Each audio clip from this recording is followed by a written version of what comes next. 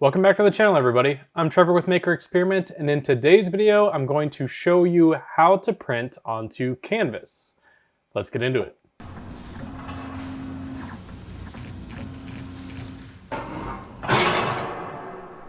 I'm here in Adobe Illustrator, and you'll see that I have two artboards. One is just red rectangles. This is actually the size of the canvas. So these are 8x10 canvases. I made 8x10 rectangles so that I have a place to put them on the actual printer. Think of this as the jig for placement setup. On the second artboard is the actual art that I'm going to be printing. The reason that I do them as two artboards is the printer software recognizes them as two different pages, and I can select them one at a time. So then if I hop over to the printer software, you'll see here that I have both of them. I can open this directly from Adobe Illustrator files. So let me go ahead and show you that if I go into the printer software, I go to Open, I can select my Canvas AI file. I select all pages, so it imports both, and it will open both of those artboards. The beauty of this is I can select one at a time, choose different print settings for each one, and then control it a little bit better. So I've already used artboard 1 to print onto a sticky mat that I have. I will show you how I place the canvas. So I'm just going to focus on the art one right now. Here, these are the three images that I want to print. You can do all sorts of things with either adding a white underbase, printing directly on the canvas with no white underbase and just color. You can add clear coat. You can do a lot of things. For me, I'm going to be choosing a non-white undercoat because I'm printing onto a white canvas. If I was printing onto a black canvas, I would use that white underbase to make sure that the colors came out well. So here I'm going to select a profile that was set up for me on my printer of 720 by 1200 color only. I'm going to go into my printer setup and my properties. And if I select my layer selection, I have color as the first layer and then nothing else. If you'd like to protect these a little bit better, you can add a clear coat. And if you don't really care, you can just print them directly on it. So I am going to go ahead and select the clear coat because I'll probably get thrown around the shop, and click OK. Then I'm just going to keep the rest of the defaults that the profile already had set up and click OK again. That's pretty much all you have to do in the printer software besides hit the actual print button. But I'm going to jump over to the machine, show you how to just line them up with those red rectangles that I printed out, and we'll print them off and show you what they look like. Before I show you the printer process, I want to mention my laser community called Lasers Made Simple.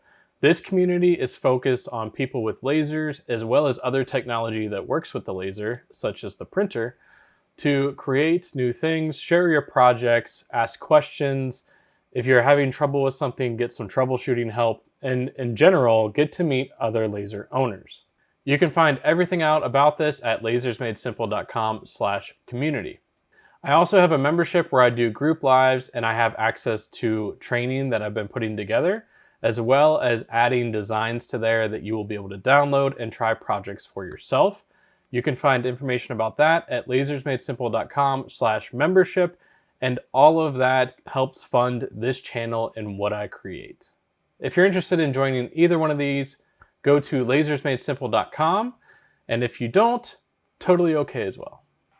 All right, here are my three canvases. So what I need to do now is put them into the rectangle, and you'll see that some of these have a little bit of wobble. If they do have that, I suggest grabbing a different one from that pack. So I'm going to put that one to the side. This one doesn't do that. So we're going to line it up with the rectangle and just press it down. Go ahead and do that with the second one. And then here's the one I swapped out. I will say that buying them in larger packs, sometimes they're not all the best quality. So next we're going to adjust the height of the machine. The next thing you want to do is find the highest point of all of your canvases, and then just make sure everything is going to clear the printer head. Next, I'm going to go ahead and hit the print button and let you watch it print.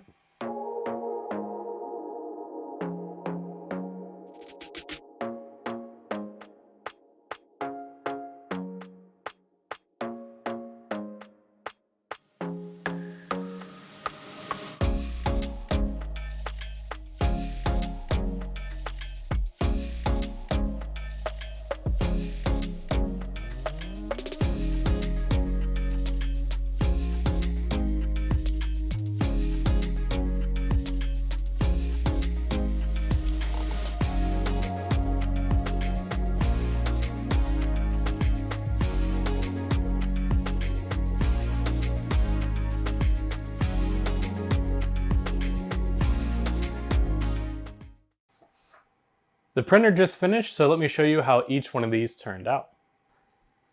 All right, first up we have the rose. I don't know if the camera's gonna do that one justice. There's a lot of vibrant color to it. I think that one looks really nice. Second up is kind of the mystical forest with lights all over it.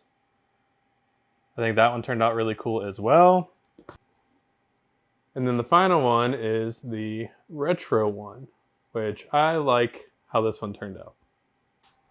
As you saw, the process wasn't very complicated. It's a few steps. And honestly, printing on canvas is probably one of the easiest projects to do with a UV printer. It's actually one of the first things I learned how to do.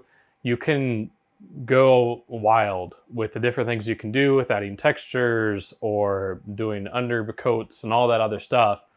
But just to get something that looks nice, it's really simple. A color layer, a clear coat layer, and you're done.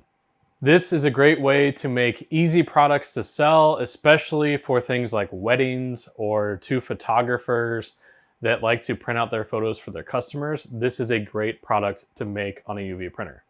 If you want to know more about UV printers and the one that I'm using, I will leave a link in the description below for the LOGOJET. I'm using the UVX 40R Plus. It's not a sponsored video. This is just a machine that I really like having in the shop. It's made printing colors and adding colors to the stuff I do with the laser so much easier because I cannot paint by hand to save my life, and it's really not an efficient way to run a business. So if you're looking at adding the technology to your laser to add color to your products, UV printers are a great way to do that. Now, they aren't on the cheap side. Sublimation might be kind of an in-between way to do it. But if you're interested, check them out and let me know if you have any questions. That's going to do it for this video. If you like the video, give it a thumbs up, subscribe to the channel, and turn on notifications so that you know when I come out with new videos. Be sure to check out my Instagram @MakerExperiment where I share things along the way. But I want to thank you for taking the time to watch this video, and I'll see you in the next one.